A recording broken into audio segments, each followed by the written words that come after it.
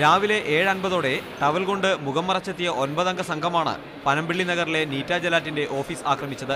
ഡ്യൂട്ടിയിലുണ്ടായിരുന്ന security ജീവനക്കാരനെ ബന്ദിയാക്കിയ ശേഷമായിരുന്നു ആക്രമണം. ആക്രമണ സമയത്ത് കമ്പനി സെക്രട്ടറിയും അറ്റൻഡറും ഓഫീസിലുണ്ടായിരുന്നു. ഹിന്ദി അവർ വിളിച്ചതെല്ലാം ഹിന്ദിയാണ് പറഞ്ഞത്. അവർ മാത്രമേ മലയാളം ഒരാൾ മാത്രമേ സംസാരിച്ചുള്ളൂ.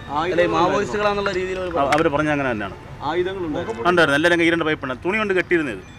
സംഭവത്തിന് പിന്നിൽ മാവോയിസ്റ്റുകളാണെന്നാണ് പ്രാഥമിക നിഗമനമെന്ന് അന്വേഷണ ചുമതലയുള്ള IG MR അജിത് കുമാർ അറിയിച്ചു.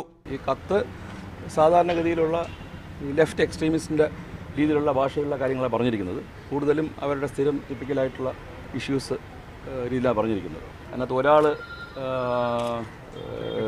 ജാക്കറ്റ് ഇട്ടുണ്ട്, അത് ജാക്കറ്റ് മാറ്റിയിട്ടുണ്ടാകും. ഒരാൾ കുറച്ച് തടിച്ചിട്ട് വയറുള്ള ഒരാളാണ്. മലയാളിയെന്ന് സംശയിക്കുന്ന ആൾ കുറച്ച് സ്റ്റൗട്ടായിട്ടുള്ള ആളാണ്, താടിയുള്ള ആളാണ്. പിന്നെ മറ്റ് ആൾക്കാരുടെ ഫേസ് അത്ര ക്ലിയർ അല്ല. എന്നാലും അതിനകത്ത് 4 പേര് ജീൻസും ബാക്കി 3 പേര് പാൻറ്റും, ബാക്കി 5 പേര് പാൻറ്റുമാണ്.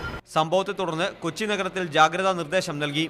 സംഘടനയുടെ 10ാം വാർഷികം കുത്തക കമ്പനികൾക്കെതിരെയുള്ള പോരാട്ടങ്ങളിലൂടെ ആഘോഷിക്കാനുള്ള ആഹ്വാനം CPI മാവോയിസ്റ്റിന്റെ പേരിലുള്ള ലഘുലേഖയിലുണ്ട്. സനൂപ് ശശിധരൻ, മീഡിയ 1, കൊച്ചി.